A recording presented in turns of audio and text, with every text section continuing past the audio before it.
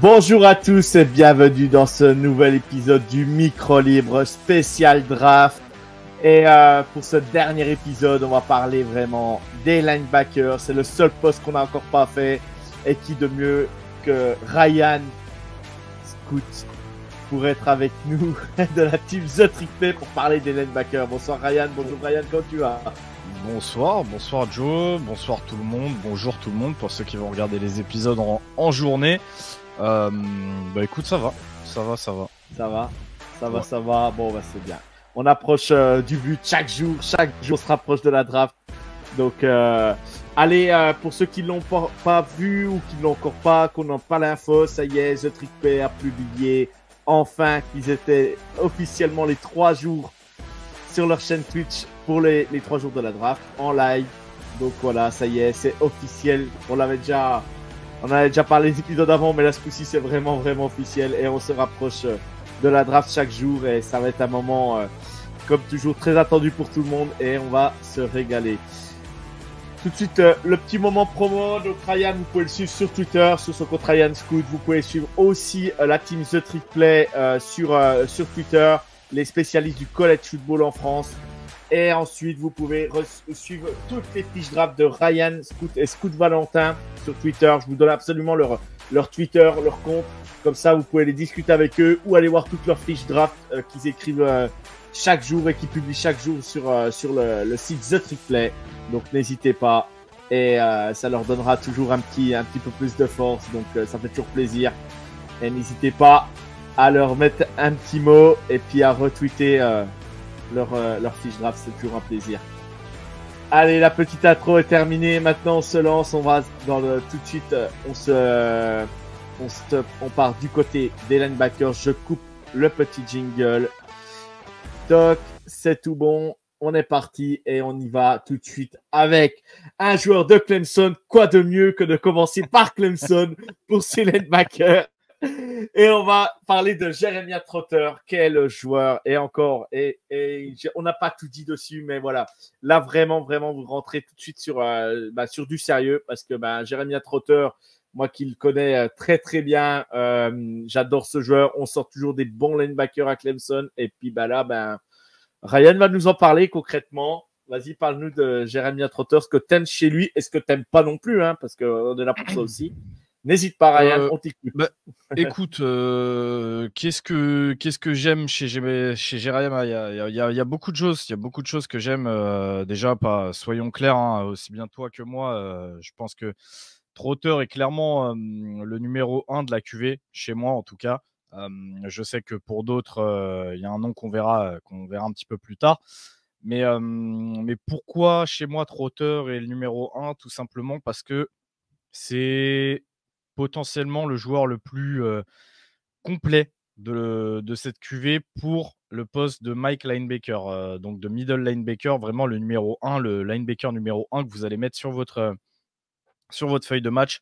Il remplit complètement les qualités pour être mis au milieu d'une défense, et ça dans n'importe quel système.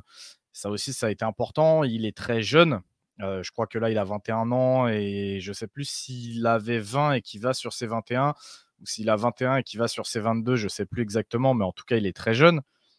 Il a un gabarit qui, pour moi, correspond à la position, c'est-à-dire qu'il est assez lourd pour encaisser les montées des bloqueurs sur lui. Il est très impactant face à la course. C'est quelque chose que moi, je value, à laquelle je donne beaucoup de valeur chez mes linebackers, cette capacité à défendre la course. Je sais qu'aujourd'hui, beaucoup de gens n'ont Dieu que pour la passe. Sauf qu'on a vu chez certains profils qui ont été draftés ces dernières années que défendre la passe, c'est bien.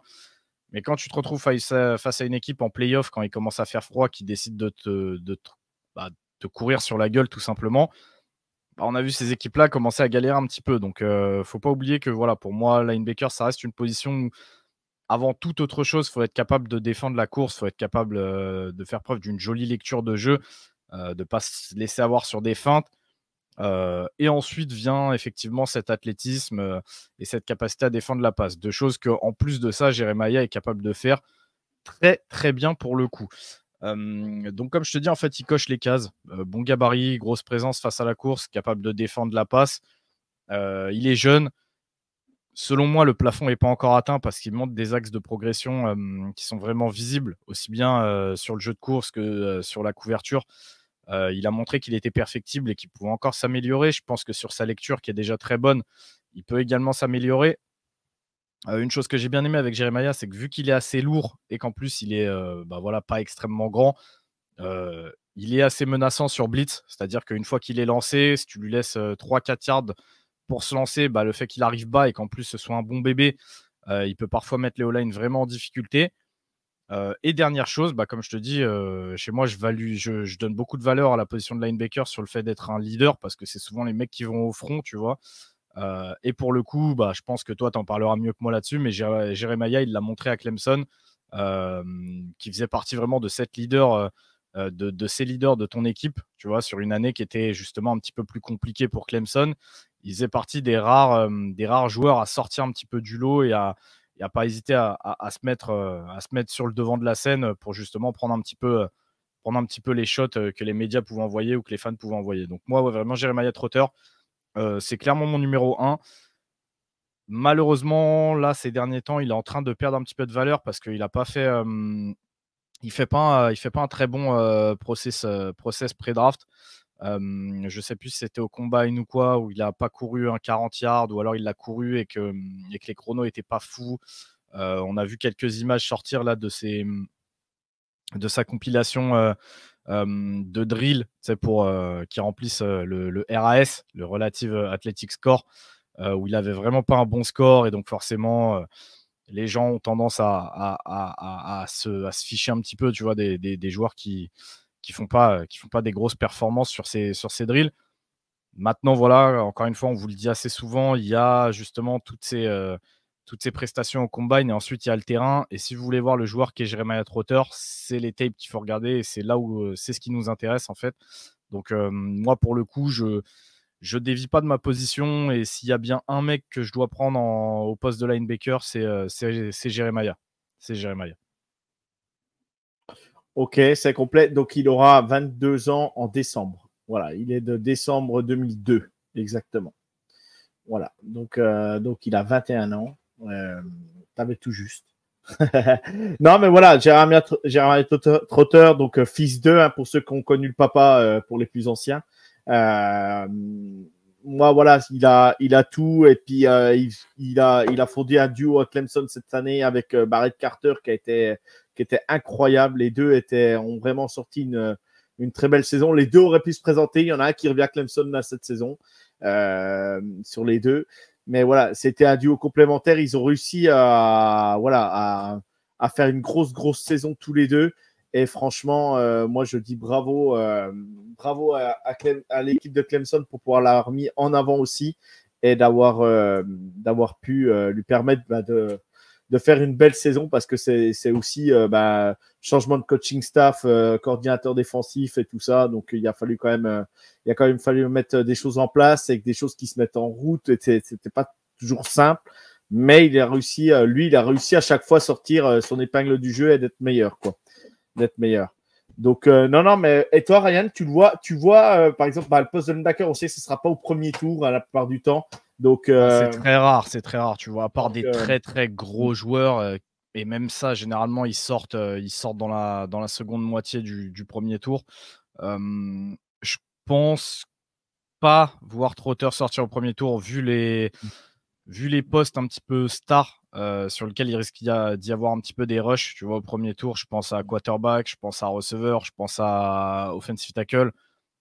Parmi tout ça, tu as forcément peut-être un ou deux autres joueurs à d'autres postes, des defensive tackle, des interior line qui vont sortir. Ouais. Cornerback aussi.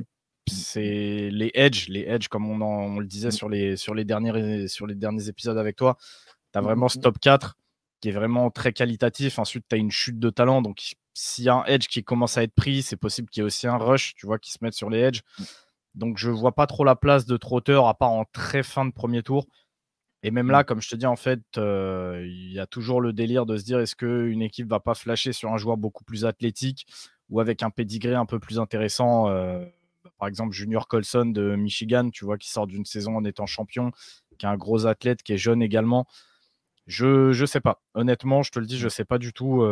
Mais en tout cas, une chose est certaine, c'est que si Trotter part pas au deuxième tour, je vais me poser encore une fois des grosses questions, comme ça a pu être le cas il y a quelques années, pendant le live, Mhm. sur le pourquoi.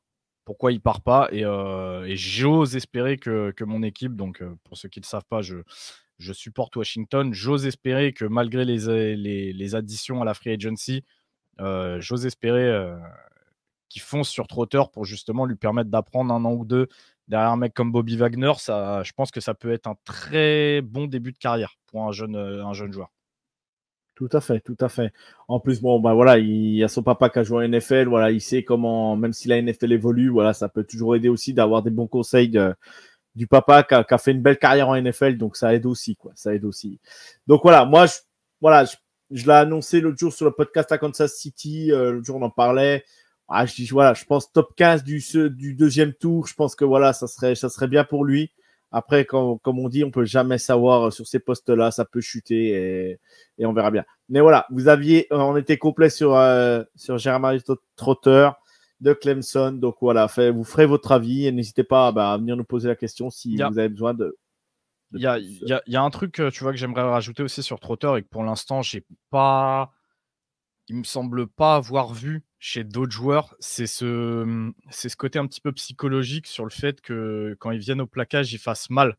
Tu vois, on le sait, les grands linebackers de l'histoire en NFL, ils avaient toujours cette espèce d'aura un petit peu où justement tu affrontes l'équipe, tu te dis j'ai pas envie de voir ce mec-là en face. Et les porteurs de balles, c'est la même chose. Tu vois, quand ils courent à l'intérieur, ils se disent oh lolo, pas bon parce que s'il me met la main dessus, il va me faire mal. C'est quelque chose que j'ai vu avec Trotter. Et quand je dis il va me faire mal, attention, hein, je dis pas que Trotter cherche à blesser des joueurs ou pas. Je dis juste qu'au plaquage, à l'impact, il est lourd et il fait mal. Et en fait, même en plaquant proprement, on ressent vraiment l'impact qu'il peut mettre aux joueurs. Et c'est quelque chose qui, moi, je trouve, compte quand tu choisis un linebacker. C'est pas un des premiers points que tu vas observer. Mais tu vois, si tu as Trotter dans une main et un autre joueur dans l'autre, c'est le genre de truc, tu vois, qui peut te faire la différence, ce petit côté un peu psychologique qu'il peut avoir sur les offenses adverses. Donc, c'est quelque chose que j'aimerais rajouter aussi sur lui parce que justement, je ne l'ai pas vu partout. Je ne l'ai pas vu chez beaucoup d'autres joueurs là dans la QV au poste de linebacker. Ok, ok, ok. Donc voilà, c'est complet. On va passer au prochain profil. On va parler de Tommy Hackenberg, frère du joueur qui joue chez les Dolphins, si je ne me trompe pas. Liam. Hackenberg, Ouais. exactement. Et ben moi, voilà, j'adore vraiment ce joueur. Franchement, je l'adore. Il a fait une grosse saison à Ohio State, pardon, excusez-moi, j'ai fourché. Franchement, non, moi j'adore ce joueur. Pour moi, c'est voilà, j'aime énormément ce joueur et vous savez un peu que voilà à Clemson, je veux dire à Kansas City, on aime bien les linebackers et je me dis si on peut aller chercher encore un de plus. Je sais qu'on en a bien assez, mais on a perdu quand même. On a perdu Willie Gay, donc je me dis, Tommy Hackenberg, s'il est dispo, à un moment donné, s'il chute un petit peu, pourquoi pas aller le chercher. Ryan, je te laisse en parler parce que vraiment là, il y a un sacré joueur aussi là. T'as un sacré joueur et ce qui me fait rire, tu vois, quand tu dis j'aimerais bien aller le chercher avec Kansas City, c'est qu'en fait c'est probable, dans le sens où Tommy Hackenberg, ça a beau être un putain de joueur de foot, et pour le coup, j'ai pas peur, je pèse mes mots, c'est un vrai joueur de football. Il y a des choses qui sont pas NFL moderne compatibles, ou en tout cas draft compatibles, c'est-à-dire que déjà c'est un joueur qui est assez âgé, lui pour le coup, je crois qu'il a 23 ou 24 ans. Il a perdu un an en revenant cette année à Ohio State pour pas grand-chose parce que finalement on n'a pas vu une progression extraordinaire dans sa façon de jouer. Donc là aussi, il a perdu des points parce que tu as forcément des scouts qui vont se dire ouais, où se situe son plafond? Est-ce qu'il n'a pas déjà atteint son plafond? Euh, c'est un joueur qui n'est pas un athlète extraordinaire. Il n'a pas des capacités athlétiques complètement folles. On sait que ça aussi, ça compte sur le top de la draft. Donc en fait, tu as l'âge, tu as le plafond, tu as les capacités athlétiques qui ne sont pas extra. Et tout ça, ça me fait dire que Hülkenberg, si moi je le vois entre la fin du deuxième tour et le troisième, ça m'étonnerait pas qu'il chute. Tu vois, qu'il chute vraiment plus, peut-être même au quatrième tour, voire peut-être encore plus bas sur des équipes qui vont préférer au quatrième tour aller chercher des énormes projets, tu vois. Et en fait, c'est le genre de pic bah ouais, ou Kansas City peut venir et se décider de le prendre, tu vois, juste pour avoir un mec dans la rotation. Moi, je trouverais ça dommage dans le sens où je pense vraiment honnêtement que Hülkenberg, il a une place de starter quelque part. Peut-être pas en numéro 1, peut-être en numéro 2, tu vois, mais le joueur est vraiment, je te dis, c'est un vrai joueur de foot. C'est-à-dire que malgré le fait qu'il ait pas des capacités athlétiques extraordinaires, malgré qu'il soit un petit peu vieux, malgré tout ce qu'on peut lui trouver sur sa progression, il y a peut-être aussi il y a quelque chose aussi qu'il faut se dire, c'est qu'Ohio State a eu un changement de corps def. Pour les linebackers, c'est un petit peu, je prends des guillemets, c'est un petit peu comme les quarterbacks quand il y a un changement de corps off. C'est-à-dire qu'il faut apprendre un nouveau système. Et très souvent, c'est les linebackers qui répercutent beaucoup d'infos, qui doivent apprendre, entre guillemets, tout ce que la défense fait, qui doivent changer leur façon de lire le jeu, qui doivent changer la façon d'attaquer leur gap de responsabilité, qui ont parfois les gaps de responsabilité qui changent, qui ont parfois même la vision de leur schéma qui change. On leur demande plus de faire la même chose. C'est le genre de truc qui peut te mettre du temps en fait à intégrer et à absorber. On avait vu par exemple l'année dernière un mec comme Noah Sewell à Oregon faire une saison un petit peu en demi-teinte suite à l'arrivée de Dan Lanning. Donc c'est vraiment quelque chose qu'il faut prendre en compte sur le fait qu'on ne l'a peut-être pas vu progresser énormément sans pour autant se dire qu'il a atteint son plafond. Donc ça, c'est déjà un truc à garder dans un coin de sa tête. Maintenant, tu l'as dit, Joe, tout à l'heure en disant, moi, c'est un joueur que j'aime beaucoup. Moi aussi, déjà, c'est un soldat. C'est pareil, je vais prendre des gros guillemets, c'est-à-dire que, encore une fois, tempérer ce que je vais dire. Mais pour moi, c'est un petit peu le Jack Campbell du pauvre. C'est-à-dire que c'est un soldat extraordinaire. C'est le mec, vous allez le mettre sur le terrain et il va s'assurer de faire le job, en fait. C'est-à-dire que ce que vous lui demandez, il va se démerder pour le faire. Il a montré que c'était un leader extraordinaire. L'année dernière, il a joué avec les deux pouces fracturés à un moment dans la saison, ce qui lui a valu le surnom de Tommy Two Thumbs. Pour avoir déjà joué avec des doigts fracturés, je peux vous assurer que c'est quelque chose qui est vraiment pas facile et vraiment pas plaisant. Euh, et en fait, tout ça, c'est le genre de choses que moi je cherche chez un linebacker. C'est-à-dire que quoi qu'il arrive, il va se débrouiller pour faire le job. Il n'aura pas peur d'aller percuter les lead blockers et, entre guillemets, de se mettre un petit peu en retrait pour ne pas être le mec qui brille, mais pour être le mec qui fait en sorte que votre défense elle tourne. C'est le mec qui n'aura pas peur d'aller jouer même s'il a une petite blessure et où vous verrez pas l'impact de la blessure parce qu'il sera capable de se surpasser dans les moments compliqués.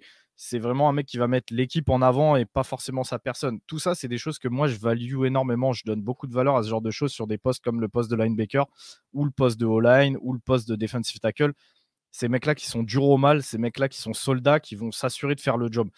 Tommy a tout ça. Après, comme je vous dis, si moi, je le mets très, très haut dans mon classement des linebackers, je sais pertinemment qu'avec les critères qui sont demandés aujourd'hui, il ne coche pas toutes les cases et qu'il va chuter. Mais c'est justement, ça en fera, je pense, d'autant plus une belle affaire. Dans d'autres épisodes avec Joe, on parle souvent du plafond, mais on parle aussi souvent du plancher. Et je pense que le plancher de Tommy Hülkenberg fait que si vous le prenez, vous aurez à minima un solide remplaçant, un mec que vous pourrez faire jouer, peu importe le moment, peu importe le match, même si c'est un match très important et qu'il doit rentrer suite à une blessure, il vous fera le job en fait, ce mec-là. Et il créera pas de soucis, ça va être un joueur de vestiaire, il va rentrer, il va bosser, il bossera toujours à 100% et il attendra qu'on lui donne sa chance. Et le jour où on lui donnera sa chance, il fera tout pour répondre présent. C'est vraiment le genre de choses que j'aime beaucoup chez les linebackers.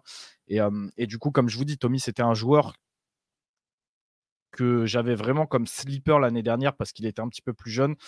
Il a choisi de revenir. Malheureusement, il n'a pas eu cette saison extraordinaire statistiquement ou en tout cas couronné d'un titre avec Ohio State. Donc, j'ai l'impression qu'il a un petit peu plus perdu un an qu'autre chose.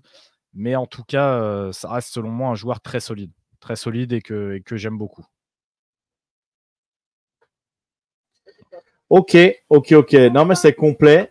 On a pu on a pu avoir l'avis de Ryan sur Tommy Hülkenberg. Donc, il a 23 ans, c'est bien ça. Il vient d'avoir 23 ans en janvier, donc c'est tout frais.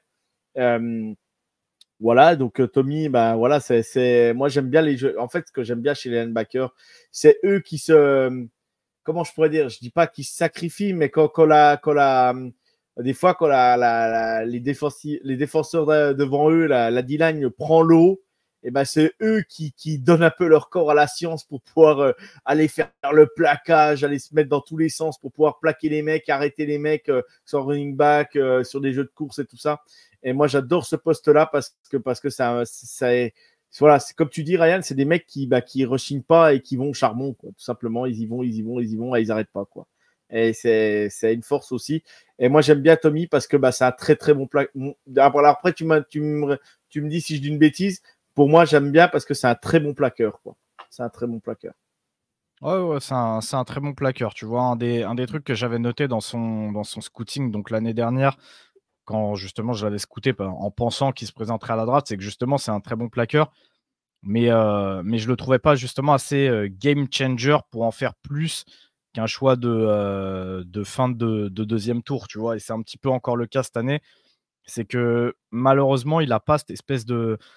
On parlait tout à l'heure d'aura, tu vois, avec Trotter. Tu vois, Trotter, il a vraiment cette aura de LB1 qui sera capable, en fait, si tu tends le bâton, Trotter va le prendre pour te battre avec. Si tu lui laisses une balle qui flotte un peu au-dessus de sa tête ou quoi, il va aller te la chercher, il va maximiser toutes ses opportunités de big play. C'est un truc que j'ai pas chez Eichenberg. C'est là où je te dis, je le vois plus en tant que numéro 2 au mieux dans ta défense. C'est que vraiment, il a parfois eu les opportunités de faire des énormes big plays, il les a pas fait.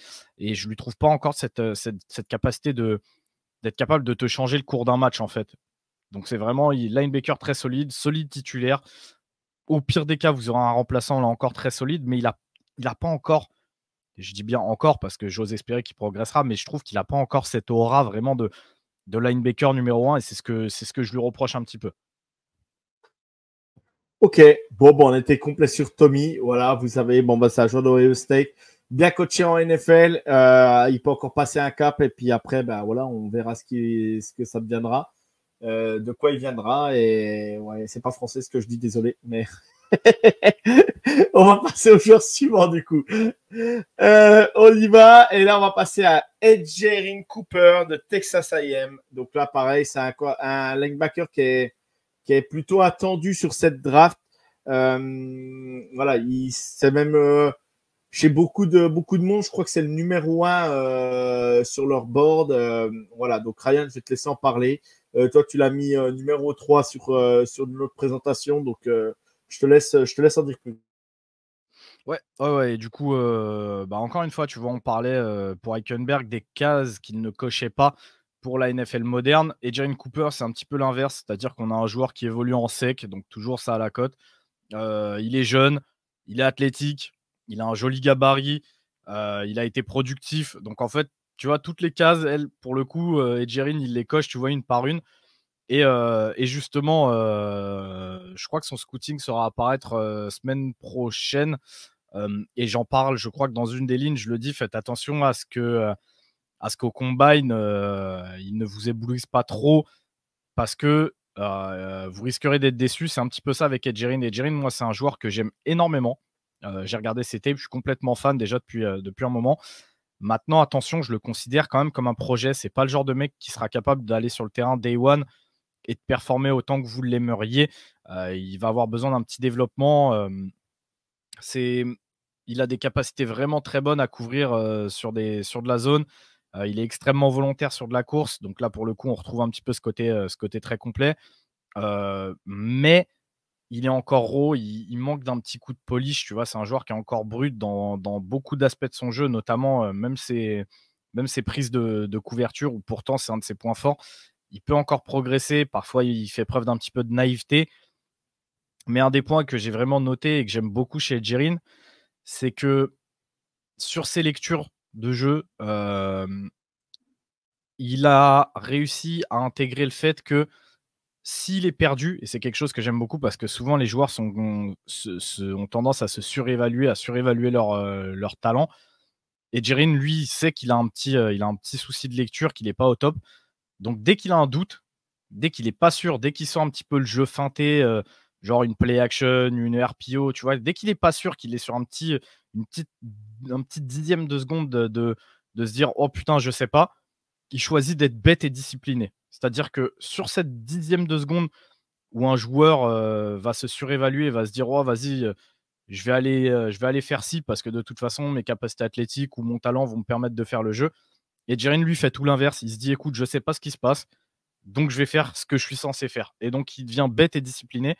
Et dans ces cas-là, il y a peut-être des jeux où, en fait, effectivement, il va se faire avoir. Mais généralement, quand tu choisis de faire ce que tu es censé faire et faire confiance à tes coéquipiers, il se passe de très bonnes choses. Et beaucoup de fois, en étant discipliné comme ça, il a réussi à faire des gros jeux, des grosses actions.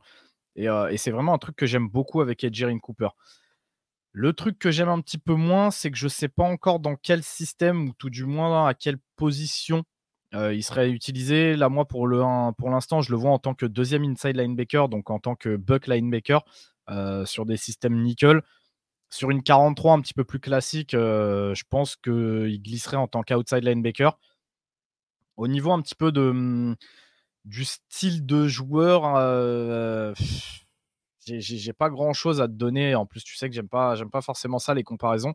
Mais on est vraiment sur un joueur jeune, avec du potentiel, que moi, je pense qu'il serait le mieux pour lui et son développement. Ça serait d'arriver derrière un mec déjà installé à son poste, voire même potentiellement 2 mecs devant lui, tu vois, pour qu'il ait vraiment le temps d'apprendre 1 an, se mettre au niveau, entre guillemets, NFL, au niveau de sa lecture, au niveau du schéma, du système. Et ensuite, tu l'envoies sur sa 2e année. Et je pense que là, il y a moyen qu'il fasse de très, très belles choses. Sur beaucoup de packages de passes, donc de la dime ou même en nickel, à Texas A&M, il a beaucoup de jeux où il a été aligné en dehors de la boîte, tu vois, en dehors de la tackle box. Je pense que ça va un petit peu impacter son potentiel en NFL à jouer à l'intérieur de la boîte, parce qu'en vrai, ça lui a retiré quand même énormément de reps, tu vois, à l'intérieur de la boîte. Et les déplacements sont pas les mêmes, les lectures sont pas les mêmes. Donc, c'est un truc où en fait, Jaren va devoir se mettre au niveau, et je pense qu'il saura le faire, parce que pour le coup, je pense que son plafond peut être très, très élevé.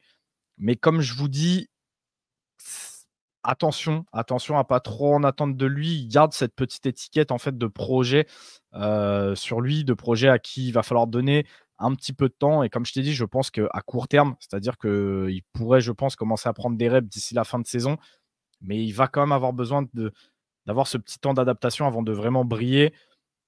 Je pense que tu vois, un joueur comme Patrick Queen, ça a été le cas au Ravens, où les fans en attendaient vraiment énormément très vite. Et du coup, en fait, ils se sont retrouvés un petit peu déçus, alors que quand tu regardes finalement les performances de Queen, c'est quand même très très bon. Mais on a vu aussi que son niveau de jeu a vraiment changé quand on a fait venir Roquan Smith à côté de lui, tu vois. Donc attention, il faut toujours tempérer ses attentes avec les joueurs. C'est pas parce que je dis qu'Edgerrin est un projet que je le vois comme un, comme un joueur que j'aime pas. Au contraire, j'aime énormément Jaren Cooper. Je dis juste attention, tu vois, t'en parlais au début, Joe, en disant que pour beaucoup, c'était le LB1 de la QV. Pour moi, il est pas tout à fait prêt. Il est vraiment pas tout à fait prêt. Il va falloir lui laisser un petit temps d'adaptation. Ouais, bah après ça, voilà, c'est au coaching staff qui le prendront, qui vont le faire travailler et qui vont le faire progresser. Et lui, comme tu as dit, bah voilà, ça a l'air d'être un mec assez intelligent aussi, parce que comme tu dis, pour pas se tromper, c'est le mec qui va prendre la bonne décision, à respecter le jeu, et puis à pas faire n'importe quoi. Et déjà, ça montre déjà un signe d'intelligence du joueur. Et voilà, je pense que voilà, le coaching le coaching qui va le drafter, et ils sauront s'en occuper. Et il suffit qu'il apprenne, comme tu dis, Patrick Queen, comme il a appris avec Roquan Smith. Là, tu apprends à côté de certains linebackers dans la ligue. Voilà, aujourd'hui, tu vas progresser rapidement, quoi. En plus, on sait que voilà, on sait qu'en NFL, ou on sait que dans les équipes NFL, ça marche beaucoup par position. Et on sait que beaucoup de les équipes fonctionnent donc par position. Et ça veut dire que par exemple, les linebackers sont avec les linebackers, et ils sont très très solidaires entre eux. Et du coup, ça permet de travailler principalement qu'avec eux. Et du coup, tu parles tout le temps avec eux, parce que tu es tout le temps avec tes coéquipiers qui jouent au même poste que toi, et ça permet d'évoluer aussi rapidement et d'apprendre beaucoup de choses quand tu es avec des joueurs expérimentés, quoi. Donc, c'est l'avantage. Et voilà, Jaren Cooper, malgré tout, il joue en conférence SEC, donc la meilleure conférence du pays. Et ça aussi, ça a un impact, important. Oui, tu rigoles, Ryan, mais je le dis, hein, j'ai pas peur de le dire, parce que à un moment donné, il faut être lucide aussi sur l'état d'autres conférences. Ah, sur Il y en a ça, qui sur seraient... ça, c'est pas moi qui vais te jeter la pierre. C'est pas moi qui vais te jeter la pierre, bien au contraire. Ouais, vivement que Clemson soit en conférence sec. Allez, on continue, on passe aux gens suivants. Voilà, si vous avez des questions sur Jalen Cooper, n'hésitez pas à venir poser des questions à Ryan, il vous répondra gentiment. S'il y a n'importe quelle question sur lui, technique, placement sur le terrain, voilà, n'hésitez pas. On passe au joueur suivant et là on passe à Peyton Wilson de NC State, le Wolfpack. Et là, bah, pareil, là, on a un sacré gabarit, un sacré joueur, parce que là, c'est du 6'4", 238 LBS. C'est, comme dirait, ouais, c'est un beau bébé en tant que linebacker, quoi. Grand, C'est un beau athlétique. bébé. Ouais. Ouais. C'est un très beau bébé. Il a limite un gabarit de edge, tu vois. Et c'est au niveau des mensurations, il se rapproche un petit peu d'un Jack Campbell dont on a parlé tout à l'heure, qui lui, pour le coup, était LB1 de la dernière QV. Et je sais que Peyton Wilson, il y a des gens qui vont s'arracher les cheveux parce que je l'ai mis 4e linebacker de mon board, mais j'en démordrai pas. On verra après, Joe, pourquoi il a glissé dans mon board. Mais déjà, une chose qu'il faut dire, faut remettre à César ce qui est à César. Et Peyton Wilson, je pense que c'est le joueur qui, au poste de linebacker, a les tapes les plus sexy à voir, a les tapes les plus fun à voir. J'ai vraiment pris beaucoup de plaisir à regarder ce joueur. D'ailleurs, je ne dois pas être le seul parce qu'il finit l'année en étant récompensé de l'award qui est remis au meilleur des linebackers. Je ne sais plus c'est quoi le nom de l'award. Mais donc, c'est pour le coup un des joueurs qui vraiment est extrêmement fun à regarder. C'est un joueur que j'aimerais aller chercher. Mais il faudra aller le chercher au bon moment. Déjà, Peyton Wilson, c'est un joueur qui a des très très grosses capacités en tant en couverture, que ce soit en zone ou en man. C'est un athlète qui est absolument extraordinaire. Il a des capacités athlétiques qui sont mais terrifiantes. Lui, pour le coup, il a des capacités athlétiques terrifiantes. Pour les gens qui ne regardent pas forcément le college football, si vous tapez Peyton Wilson dans votre barre de recherche, il y a des chances que vous tombiez sur des highlights complètement fous. Vous allez le voir faire des poursuites de 40-45 yards et aller rattraper un porteur de balle. C'est des choses qu'il fait régulièrement. C'est pas seulement un highlight dans l'année, il l'a fait genre 2, 3, 4 fois. Il a un cœur qui est énorme, il s'arrête jamais. Tant qu'il estime qu'il peut avoir un impact sur le jeu, il continuera de le jouer à 100%. Il a également montré des très belles choses sur le pass rush. Plusieurs fois, le coaching staff de NC State a choisi de l'aligner à l'extérieur comme un edge, justement. Et il a su répondre présent là-dessus. Maintenant, attention, je ne pense pas que ce soit quelque chose qu'il faille forcément tenter de reproduire en NFL. Parce qu'au final, on voit que la plupart des rushs qu'il a été capable de faire, c'est beaucoup dû à ses capacités athlétiques, mais il manque encore énormément de technique d'un point de vue pass rush. C'est pas un pass rusher numéro 1, quoi, jamais de la vie. Sur le jeu au sol, par contre, c'est là où moi j'ai un petit peu de souci avec Peyton Wilson. Le fait qu'il soit à 6'4", forcément fait qu'il arrive très souvent trop haut. Il y a beaucoup d'images que j'ai pu voir où parfois il se fait vraiment mal axer sur le jeu au sol, où il est incapable de sortir d'un bloc de O-line qui monte sur lui. Il n'a pas forcément les déplacements adéquats. Il n'a pas forcément la base large, ce qui fait que très souvent, il peut se faire déséquilibrer. C'est vraiment pas au niveau d'un joueur NFL sur le fait de défendre la course. Maintenant, c'est pas pour autant qu'il est incapable de faire des jeux sur le jeu au sol. Il y a beaucoup de jeux où il fait la bonne poursuite. Et puis, comme je vous dis, le fait qu'il joue avec un cœur énorme, encore une fois, il n'a pas peur d'y aller, il est très volontaire. S'il faut donner son corps, il ira donner son corps, tant pis pour le reste. Mais justement, c'est aussi le problème. C'est aussi pour ça que c'est le linebacker 4 chez moi. C'est que Peyton Wilson a un historique de blessure qui, pour le coup, est terrifiant. Ça a glacé le sang si tu es un coach, je pense. Il s'est déjà fait plusieurs fois les ligaments des 2 genoux. Il a aussi une grosse blessure au coude. Je crois que c'était son coude gauche. Et il y a une stat qui est pour le coup pas fun du tout, hein, mais qui disait que Peyton Wilson, sur sa carrière universitaire, a déjà connu pas moins de 10 interventions chirurgicales. C'est énorme pour un joueur de son âge. Et son âge, parlons-en aussi, c'est que forcément, si tu t'es blessé autant, tu n'as pas pu voir le terrain et donc forcément, tu es resté plus longtemps au college football. Et là encore, c'est quelque chose qui ne coche pas toutes les cases en NFL. Donc, c'est-à-dire que historique, qui est historique de blessure qui est important, mais à côté de ça, il a un âge qui est assez avancé. Je crois qu'il a 24 ans et qui va sur ses 25, si je dis pas de bêtises. Donc, pareil, c'est quelque chose à prendre en considération. Oui, le joueur athlétiquement est terrifiant. Oui, le joueur est extrêmement fun. Oui, le joueur a tout pour aller, entre guillemets, toucher votre corde sensible. Parce que je vous dis, c'est vraiment un joueur où vous vous posez devant ses highlights et vous kiffez. En fait, il est extrêmement impressionnant. Il a les highlights, il a l'athlétisme qui est terrifiant, encore une fois. Il a des gros big plays. Il joue avec un cœur énorme. Donc, en fait, on peut que aimer Peyton Wilson.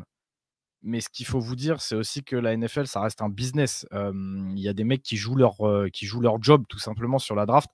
Tu peux pas seulement aller chercher en fait des mecs que tu surkiffes et sur qui tu as flashé. Il faut aussi penser à ton équipe. Et si tu réfléchis comme ça, je peux pas avoir Peyton Wilson en tant que premier linebacker de mon équipe. C'est pas possible. C'est juste impossible. Maintenant, si tu vas le chercher au 3e tour, je dirais à partir du 3e, mais j'ai peur que des équipes aillent le chercher plus tôt. En fait, si des équipes vont le chercher plus tôt, j'aurais pas forcément de problème avec ça parce que ça voudrait dire qu'ils ont flashé sur le joueur. Juste, ils prennent un énorme pari dans le sens où il faut s'assurer que le joueur puisse rester sur le terrain. Et ça, j'ai encore une fois des gros doutes en NFL. On sait à quel point les joueurs peuvent se blesser souvent quand déjà ils n'ont aucun souci de blessure derrière eux. L'inverse est tout aussi vrai, hein. On a connu des joueurs qui avaient beaucoup de blessures en college football. Ils sont arrivés en NFL, ils n'ont plus connu une blessure jusqu'à la fin de leur carrière. J'espère que ce sera ça pour Peyton.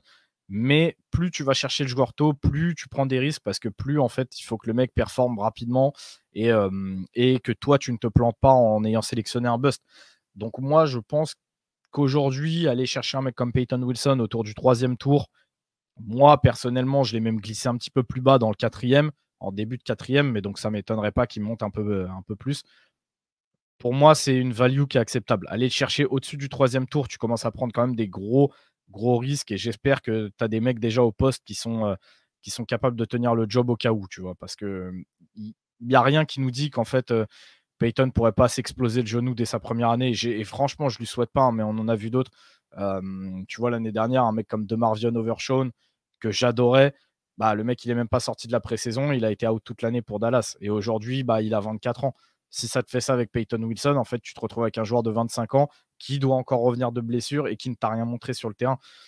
C'est toujours compliqué à évaluer, mais en tout cas, c'est un joueur qui est pétri de talent, ça c'est sûr.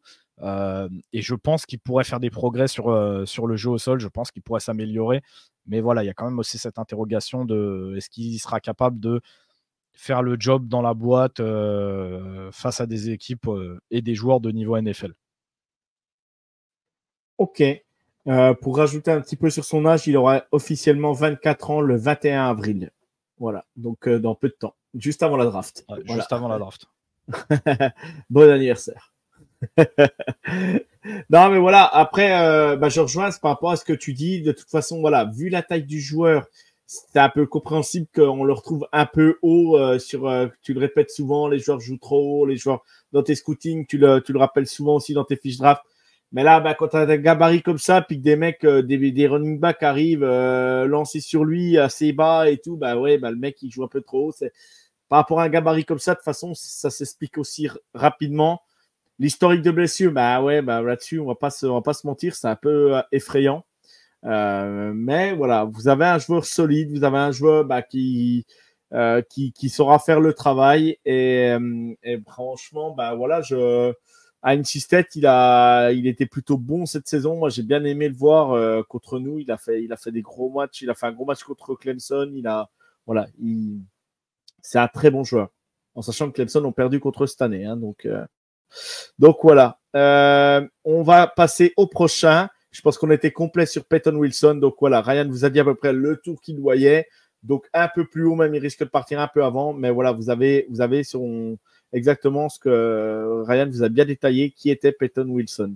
On va passer au suivant, au joueur de UNC, Cedric Gray. Voilà, moi je suis très haut sur lui, je le sais. Peut-être pas Ryan aussi haut que moi. Mais voilà, moi je l'avais en 2e ou 3e linebacker quand j'avais vu Alors moi, comme j'ai toujours dit, hein, je n'ai pas les yeux de Ryan. Moi, j'ai les yeux d'un passionné et d'un gars qui regarde le college football par passion. Mais Cédric Gray, j'aimais bien. Et puis des fois, bah, je suis pas toujours objectif aussi sur mes choix. Donc voilà. Ryan, je te laisse présenter Cédric. Bah écoute, Cédric Gray, c'est un joueur qui revient de très loin chez moi. J'avais commencé à le scouter donc l'année dernière parce que c'était sa saison junior et qu'il y avait justement des rumeurs comme quoi il se présenterait. Et justement, il avait déjà une très très grosse cote et moi, j'avais pas du tout aimé ce que j'avais vu sur les tapes. C'était un joueur extrêmement brut, extrêmement brut. Il y avait énormément de choses à travailler. Un des trucs qui me plaisait le moins, je pense, avec lui, c'est qu'il avait vraiment un côté nonchalant sur le terrain. Mais en fait, ça pouvait s'expliquer aussi par son très jeune âge, tout simplement, et par le fait qu'il n'était pas prêt du tout. Quand il a choisi de revenir à UNC cette année, j'étais très content parce que je me suis dit que justement, ça lui laissait un an pour bosser un petit peu. Et effectivement, il a fait un vrai bond en termes de progression, et c'est aussi pour ça que je l'ai mis si haut. Sa progression, elle est très, très, très importante, elle est très impressionnante. Aujourd'hui, il se rapproche un peu plus d'un linebacker qu'on attendrait en NFL, mais il a encore du travail à faire. Il a encore des choses à fournir. Il est encore jeune, hein, il a 21 ans. Mais comme je vous dis, en fait, ce que j'apprécie, c'est de voir la progression qu'il y a eu entre l'année dernière et cette année qui prouve qu'il est loin d'avoir atteint son plafond. Et finalement, ce qu'on retrouve avec Cédric Gray, c'est un peu le moule de ce que North Carolina sort ces 5-6 dernières années au poste de linebacker, c'est-à-dire une machine à plaquer. Une machine à plaquer, tout simplement. Sur le jeu au sol, il est très, très, très efficace. Il a gommé un petit peu les points qu'il avait l'année dernière où je trouvais qu'il arrivait souvent trop haut. Et comme je vous dis, sur ses lectures, il était vraiment trop lent, un petit côté nonchalant que j'aimais pas. Ça va beaucoup mieux. Ça va beaucoup mieux. Il va beaucoup plus vite. Genre vraiment, c'est le jour et la nuit entre l'année dernière et cette année. Forcément, ça se ressent dans ses stats. Il a un petit peu moins de plaquage assisté, mais il a un peu plus de plaquage seul. Forcément, vu qu'il va plus vite dans ses lectures, il donne une impression d'aller plus vite sur le terrain, alors qu'il n'a pas forcément des capacités athlétiques extraordinaires. Une chose que j'aime beaucoup avec lui, c'est justement sa façon de se déplacer dans la tackle box, entre les O-line, tu vois, entre les blocs, entre les trucs. Il arrive à trouver la petite porte pour passer entre deux joueurs et aller te faire un plaquage pour perte ou sur la ligne. C'est très important, c'est quelque chose qu'encore une fois, je value énormément. Il a ce petit côté potentiel linebacker 1 de ton équipe, ce petit côté Mike Linebacker. Je pense qu'avec un petit peu de développement, lui, pour le coup, tu peux le mettre au centre de ta défense et il pourra incarner un petit peu ce petit côté général d'ici quelques années. Encore une fois, je vous dis, hein, on dirait pas, mais c'est un joueur qui est très jeune, hein, il a 21 ans. C'est encore une fois quelque chose qu'il faut prendre en compte dans l'évaluation d'un joueur. J'ai trouvé que c'était beaucoup mieux aussi sur sa capacité à couvrir. C'est clairement pas son point fort, hein. Son point fort, c'est vraiment le run stop. Mais il est pas dégueu en situation de couverture, que ça soit en man ou en zone. C'est vraiment meilleur. Pareil, encore une fois, le fait qu'il ait amélioré sa lecture, on le ressent aussi beaucoup dans sa façon de prendre ses zones. Il est beaucoup moins perdu. Il arrive à beaucoup plus rapidement trouver sa cible à lui et se déplacer de manière cohérente. Donc encore une fois, il prouve qu'il peut encore progresser. L'année dernière, bah, comme je te disais, je trouvais qu'il jouait très haut. Là, cette année, il a réussi à améliorer ça. Il y a encore des jeux où je trouve qu'il joue encore un peu haut, mais on voit qu'il y a un vrai effort qui a été fait. Forcément, le fait d'être plus bas, il met un petit peu plus les bloqueurs en galère. Qu'est-ce qu'on pourrait dire d'autre sur Cédric? Il arrive à être impactant sur les situations où on l'envoie en blitz. Le fait qu'il joue un petit peu plus bas, forcément, comme je t'ai dit, il met les bloqueurs un peu plus en galère. Donc, quand il arrive lancé, il arrive très souvent à mettre la pression, mais pas à aller finir le sac, malheureusement. Mais encore une fois, c'est quelque chose qu'il va encore pouvoir travailler, je pense, dans le futur. Mais ça lui ajoute une petite corde à son arc de savoir que voilà, on peut l'envoyer en blitz. Qu'est-ce que j'ai noté d'autre?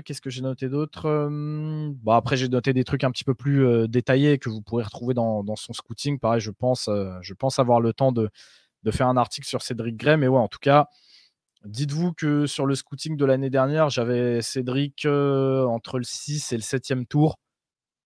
Là, cette année, pour moi, C'est un 4e tour quasiment assuré. Je serais même pas étonné que quelqu'un aille le chercher un petit peu plus tôt à cause de son âge. Mais voilà, c'est pour vous dire un petit peu le step qui a été gravi entre sa saison dernière et cette année sur sa progression. C'est Val qui disait, je crois, sur un de vos épisodes, Joe, que dans son évaluation, on regardait beaucoup effectivement la progression et que pour nous, c'est un point qui est capital de savoir est-ce que le joueur est encore en capacité de progresser. Là, Cédric l'a largement montré. Et donc, je suis assez content. Je suis assez content pour lui. Je suis assez content de retrouver Cédric Gray. Donc voilà, sur un choix voilà, de milieu de draft, 4e. S'il est encore là et que votre équipe va le chercher, c'est très solide. On peut lui espérer un petit destin, tu vois, à la Cole Holcomb. Pareil, qui venait lui aussi de North Carolina et qui avait un petit peu les mêmes soucis que lui. D'ailleurs, il était même un petit peu moins bon en couverture que Cédric. Donc, ça m'étonnerait pas. Ça m'étonnerait pas que s'il tombe dans le bon environnement, on lui voit un développement similaire. Tu vois, un joueur qui arrive un petit peu sur la pointe des pieds parce que les gens sont pas forcément les premiers à cliquer sur les matchs de North Carolina. Et à raison, hein, parce que c'est un petit peu compliqué. Encore moins quand il s'agit de prospects défensifs. Donc voilà, ça ne m'étonnerait pas de le voir arriver sur la pointe des pieds dans une équipe. Mais que d'ici 2 ans, tu vois, 2-3 ans, en fait, le mec se retrouve titulaire dans une équipe. Et en fait, fasse des saisons solides, très solides, tu vois, en ayant travaillé. Et comme je vous dis, c'est quelque chose que vous pouvez imaginer parce que un joueur de 21 ans, si tu lui laisses 2 ans de développement, il n'aura que 23 ou 24 ans. On vient de voir juste avant Peyton Wilson qui lui se présente en ayant 24 ans, donc ça vous donne un petit peu la marge de progression et le temps avec lequel vous pouvez travailler sur le joueur. Donc je suis très content d'avoir vu cette progression chez Cédric en tout cas. Et comme je te dis, j'espère lui voir un développement en tant que middle linebacker. Je pense qu'il est en capacité de le faire. Eh ben, c'est complet, c'est parfait. Voilà, moi, ça me rassure. J'avais pas vu qu'avec mes yeux, voilà, j'avais pas vu que n'importe quoi. Voilà, j'aime vraiment ce joueur. Donc voilà, voilà, c'est très bien. Tu as pu nous donner un peu plus ton avis dessus. Et du coup, moi, je suis plutôt content de l'avoir eu dans nos joueurs que tu nous présentes. Et du coup, c'est plutôt cool. Ouais. Je suis content d'avoir eu ton avis sur Cédric Gray. Eh bien, on va passer au dernier joueur parce qu'aujourd'hui, oui, c'est le dernier épisode. Donc, on vous présente 6 joueurs. Et là, on va vous présenter un joueur qui vient tout droit d'un coin sombre des États-Unis. Tout simplement, il vient du Missouri. Il vient du Missouri et on représente Tyrone Hooper. Exactement, Tyrone. Putain. Tyrone, il est là aussi surtout parce que j'ai un peu poussé pour l'avoir dans mes sleepers, même si à l'étude de mes tapes, il m'a un petit peu déçu par rapport à ce que j'avais vu de lui l'année dernière. Lui, c'est un petit peu l'inverse de Cédric pour le coup. En me posant un peu plus sérieusement sur son cas, j'ai vu quand même qu'il avait des vraies limitations. Mais voilà, c'est un joueur que j'aime énormément. Là, pour le coup, pareil, on n'est plus sur un projet qui va nécessiter un développement. Maintenant, il a un âge un peu plus avancé que les autres. Donc forcément, ça va être vraiment qui tout double. Il va vraiment falloir qu'il performe assez rapidement après qu'on ait commencé à travailler avec lui. Sinon, je donne pas cher de sa peau d'ici quelques années en NFL. Mais c'est un joueur, encore une fois, on en parlait avec Peyton, les joueurs qui jouent avec le cœur, moi, c'est quelque chose que j'aime énormément. Tyrone, c'est vraiment ça. Lui, pour le coup, il a un gabarit un peu de poche, il est très léger pour un linebacker. C'est aussi pour ça que j'ai du mal à le voir évoluer en tant que linebacker intérieur. Je pense que vraiment, pour son développement, ça pourrait être mieux de le voir dans une 43 en tant qu'outside linebacker côté faible. Maintenant, il n'y a plus énormément d'équipes qui jouent avec 3 vrais linebackers. On est plus sur des formats nickel où il y a plus que 2 vrais linebackers. Je pense qu'avec du travail, il pourrait prendre ce poste de deuxième inside linebacker ou buck linebacker, comme il est souvent désigné. Mais il va vraiment, vraiment falloir qu'il travaille sur sa capacité à défendre la course. Là, à l'instant T, c'est encore trop faible. C'est un joueur qui a tendance à vraiment énormément donner son corps à la science, c'est-à-dire qu'il descend un petit peu n'importe comment et tant qu'il réussit à plaquer le mec en face, ça va, mais pareil, la NFL, c'est un autre monde, c'est des autres gabarits, c'est une technique qui est vraiment plus importante. J'ai peur qu'en faisant ça, il se fasse un petit peu casser en deux en NFL, donc il va vraiment, vraiment, vraiment, vraiment falloir travailler sur cette sur sa technique de plaquage. Mais voilà, s'il y a un truc qui fait qu'on l'a mis aussi ici, c'est tout simplement qu'il est excellent sur tout ce qui est de la couverture. Que ça soit zone ou man, il est vraiment excellent. Il va extrêmement vite. C'est un joueur qui est extrêmement explosif. Et vraiment, sur ça, il se démarque de beaucoup d'autres prospects dans la classe de linebacker. Je pense que, très honnêtement, c'est un des meilleurs cover linebacker de la QV. C'est-à-dire que si vous lui demandez vraiment d'aller couvrir, il sera vraiment capable de le faire de manière assez profonde. Il sera capable d'aller chercher des zones vraiment très profondes. Je suis vraiment assurément certain qu'il pourrait se trouver une place dans un effectif sur tous les packages de passes en tant que hybride linebacker safety. Dans certains packages, il pourrait le faire aussi. D'ailleurs, c'est un ancien safety, Tyron. Mais voilà, c'est le genre de profil de joueur où il faut vraiment le voir arriver au bon endroit avec le bon coaching staff pour vraiment voir comment maximiser, tu vois, son potentiel. C'est aussi le genre de joueur où s'il tombe au mauvais endroit, comme je t'ai dit, dans 2 ans, on n'en parle plus. Il est dans les fins fonds d'une équipe NFL à galérer pour faire les 45. Donc, moi, Tyron Hopper, comme je te dis, c'est un joueur qui me plaît énormément. Donc, j'ai peut-être tendance à le voir un petit peu trop haut. J'ai révisé un petit peu mon jugement là ces derniers temps en le faisant glisser un petit peu. Donc, je pense que 5e tour, si Tyron est encore là, c'est le moment de tenter le pari. De base, je l'avais au 4e. Donc, pareil, si une équipe va le chercher au 4e, je ne serais pas en train de sauter par terre à chialer en me disant non, il ne fallait pas aller le chercher si tôt.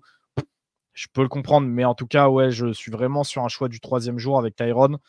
Pas avant. Pas avant le 3e jour. Il y a trop de risques sur ce qu'il peut apporter à une équipe, sur la façon dont il peut se développer. C'est trop risqué pour aller le chercher avant. Et vraiment, pour le coup, si une équipe choisit d'aller le chercher avant le 3e jour, je me pencherais vraiment sur son cas parce que ça voudrait dire qu'elle a un plan, tu vois, pour lui et son développement. C'est qu'elle a vu quelque chose chez lui qui s'est dit non, il faut que j'aille le chercher maintenant. Et ça rendrait tout de suite sa sélection beaucoup plus intéressante. Mais je vous dis, c'est un profil vraiment particulier, Tyron. Il réussira pas partout. Et même dans certaines équipes où il fitterait plutôt bien, je ne suis pas sûr à 100% qu'il pourrait exploser au maximum de son potentiel. Mais je vous dis, il a ce petit côté qui me fait dire qu'il pourrait être spécial. Tu vois, il pourrait vraiment être la pièce dans une défense qui pourrait apporter quelque chose qu'on n'a pas encore vu, tu vois. Donc je vais attendre de voir vraiment ce qui va devenir.